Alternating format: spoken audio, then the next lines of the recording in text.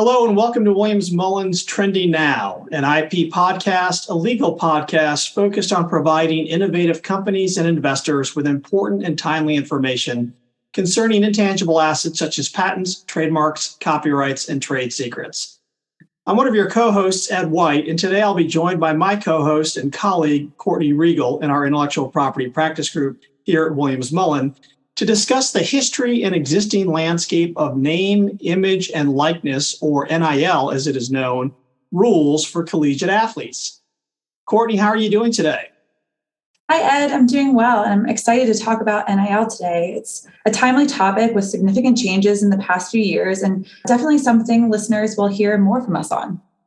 Yeah, I think this is a very interesting topic. And as we'll discuss, this past July, we celebrated the first anniversary of the NCAA NIL policy that they implemented, which enables college athletes to profit from their personal NIL rights.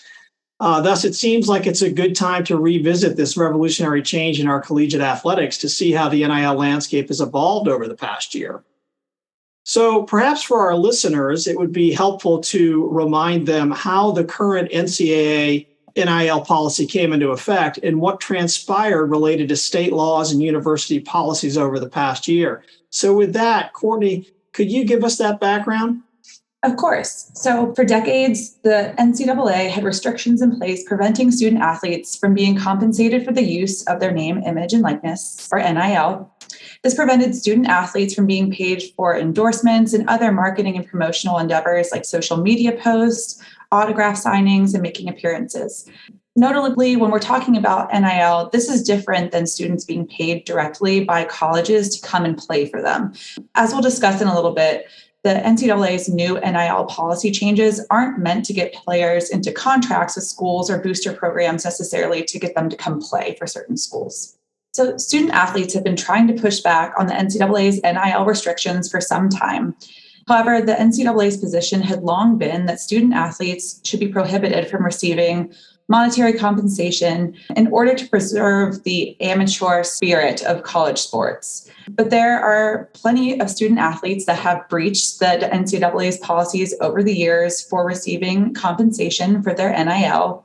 And pretty consistently, we've had these athletes pushing back on the NCAA to revise its rules and change its position on student athletes being able to receive compensation for their NIL.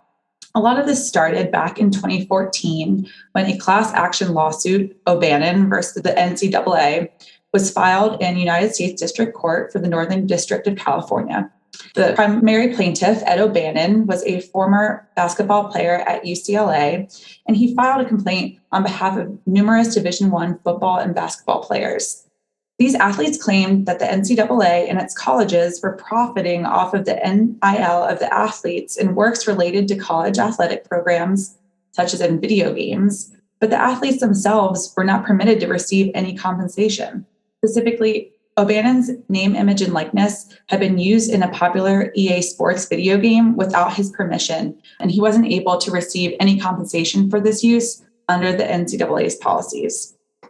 Of course, during this lawsuit, the NCAA maintained that allowing student athletes to be paid would be a violation of its concept of amateurism in sports. But the district court judge in O'Bannon's case found for the plaintiffs, stating that the NCAA was in violation of antitrust laws. This decision was later upheld in part by the Ninth Circuit. And after the Ninth Circuit's decision upholding O'Bannon, the NCAA agreed to allow student athletes to receive full scholarships for academics and started to finally review its policies concerning how to compensate players for their NIL.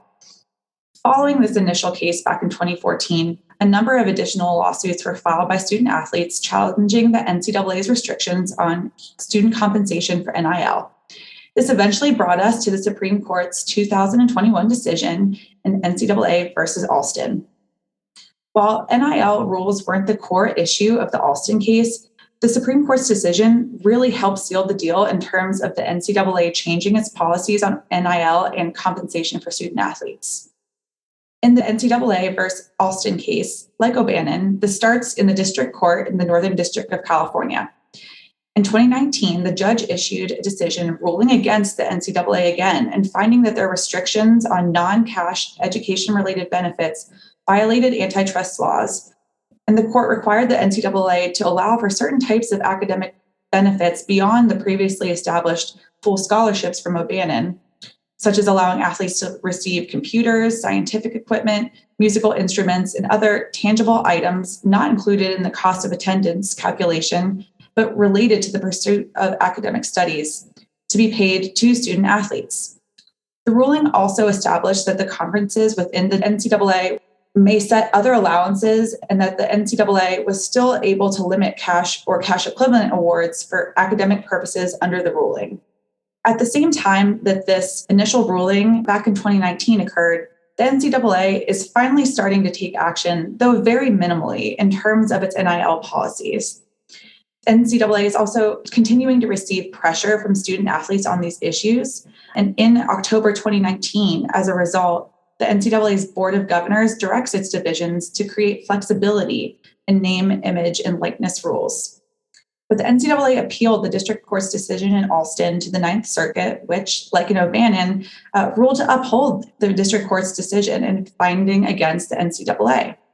The case eventually makes it up to the Supreme Court, and in June 2021, the Supreme Court unanimously upholds the ruling that the NCAA's rules limiting education-related compensation violated antitrust rules. So when this case got to the Supreme Court, it really wasn't an issue on NIL so much as stripping back the NCAA's control and being able to place restrictions on the types of compensation that student athletes were able to receive.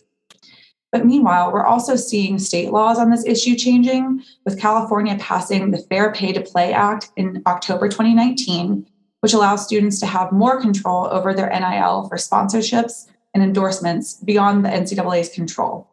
So finally, following the Alston decision, the NCAA voted to allow student athletes to receive compensation in exchange for use of their name, image, and likeness, which brings us to the NCAA's interim NIL policy, which Ed mentioned earlier. So in June 2021, following the Alston decision, the NCAA adopted its interim NIL policy, which allows college student athletes from all three divisions, so Division I, Division II, and III athletes, all now have the opportunity to benefit from their name, image, and likeness. The NIL policy provides the following guidance to colleges and athletes alike, including their families and members of the college athletics communities, and that individuals can engage in NIL activities that are consistent with the law of the state where the school is located, and that colleges and universities may be a resource for state law questions. Additionally, college athletes who attend a school in a state without an NIL law can engage in this type of activity without violating NCAA rules related to name, image, and likeness. Individuals can use a professional service provider for NIL activities. I'll speak about that in a bit. And student athletes should report NIL activities consistent with state law or school and conference requirements to their schools. So even though the NCAA came out with this policy, student athletes are also subject to state laws and also to their school and conferences policies, which Ed will also elaborate on a bit in a moment. But for now, all three divisions of the NCAA, Division I, II, and III, have adopted this uniform interim policy that will remain in place until federal legislation or new NCAA rules are adopted, which hasn't occurred yet. So while we still have this interim policy for now, the NCAA does continue to issue additional guidance on NIL rules. One of the big things that has come out recently that the NCAA issued was from May 9th, 2022, guidance to Division I schools specifically that sheds light on how the NCAA will enforce its NIL policies against colleges in the future with specific attention to NIL collectives. So according to this May 9th guidance, which was developed by a task force of national leaders with student athlete opportunity at the forefront of the discussions, the NCAA states that the guidance defines a booster as any third-party entity that promotes an athletics program, assists with recruiting, or assists with providing benefits to recruits, enrolled student athletes, or their family members. The definition of boosters can include collectives that are set up to funnel name, image, and likeness deals to prospective student athletes or enrolled student athletes who might be considering transferring. NCAA recruiting rules preclude boosters from recruiting or providing benefits to prospective student athletes. So now we've kind of discussed how we got to this place with the NCAA's NIL interim policy, some of the additional guidance that's coming out. But Ed, if we can discuss the current landscape and how things have changed for universities and collegiate athletes over the past year, I think that would give us a great update on how things are looking right now.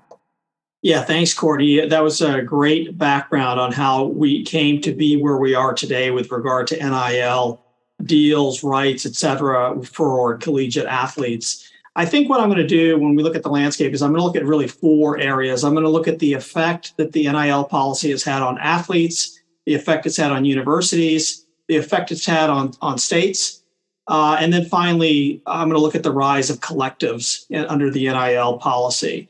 So let's start with athletes. Open Doors is an organization that facilitates NIL deals for collegiate athletes.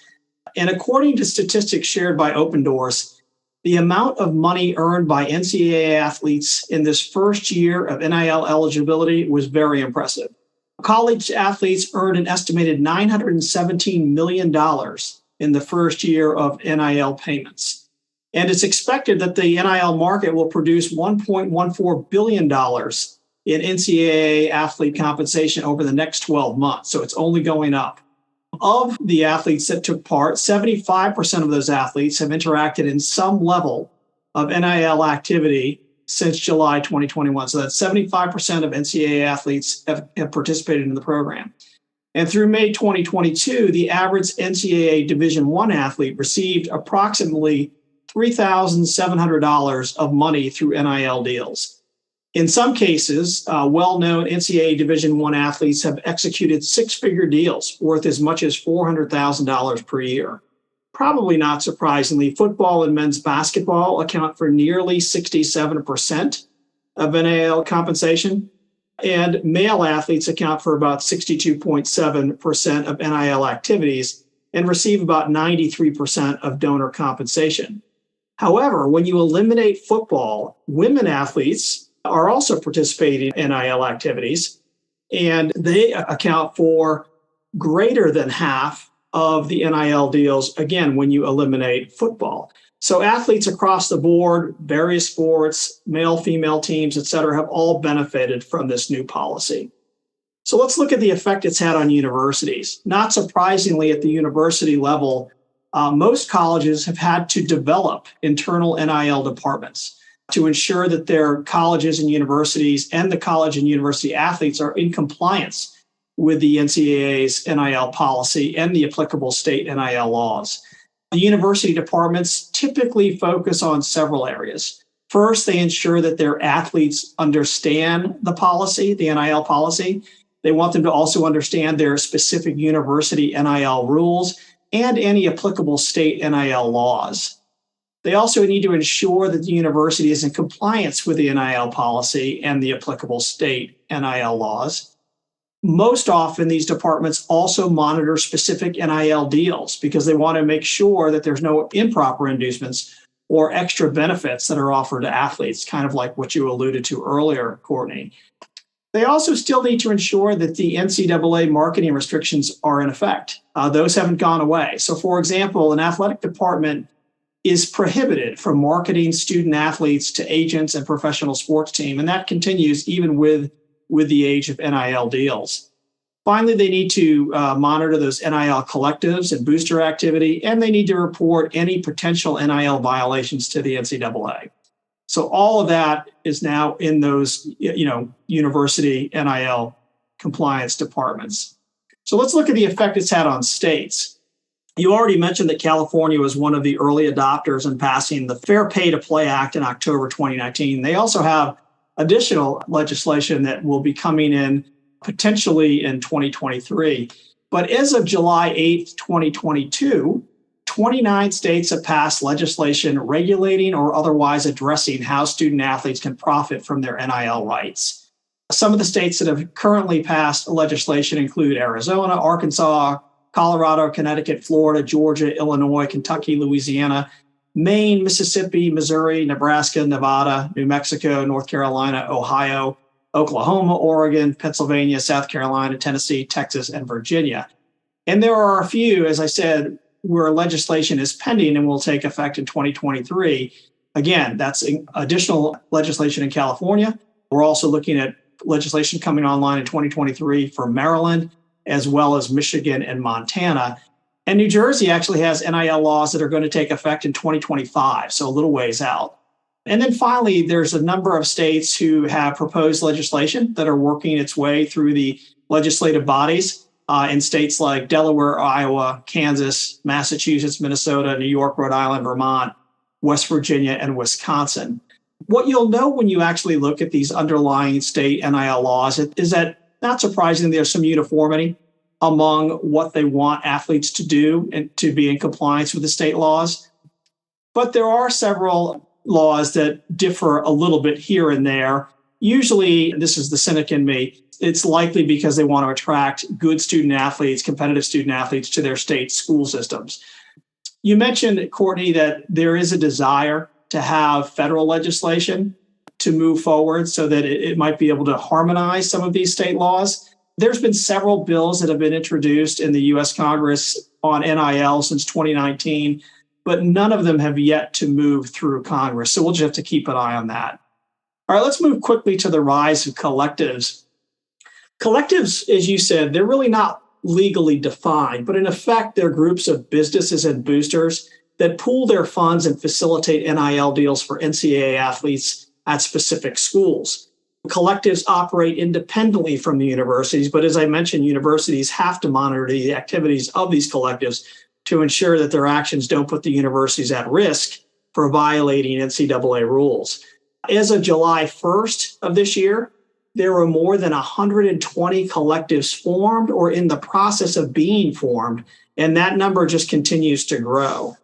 Let's drill down on that a bit.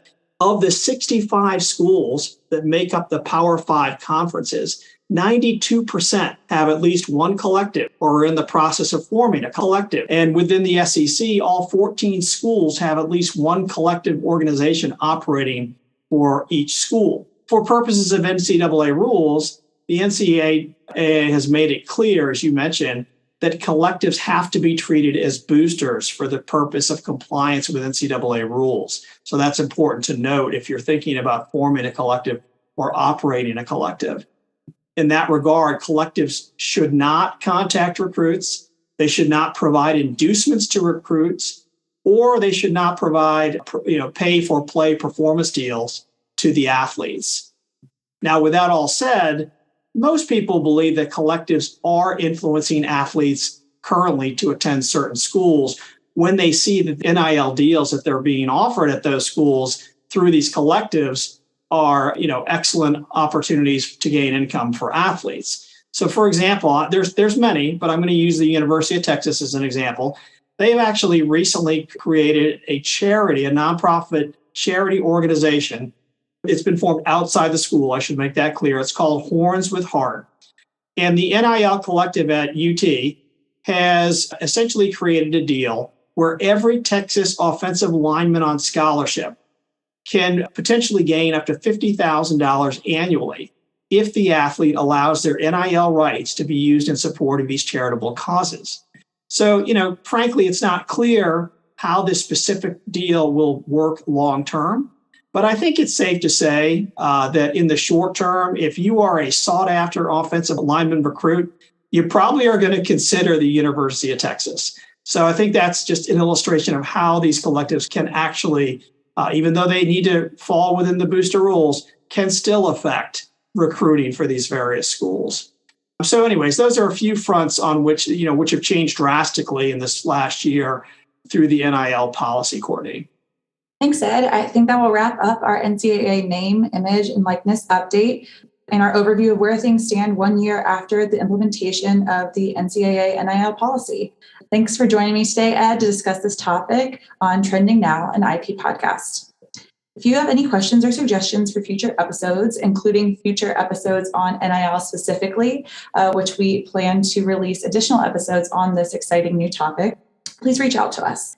You can also visit our intellectual property practice page at williamsmullen.com/IP. There you can find out more about our team as well as past episodes of this podcast and Legal Alert. Please be sure to subscribe to this podcast to be notified when our next episode posts. Thanks for listening, and until next time.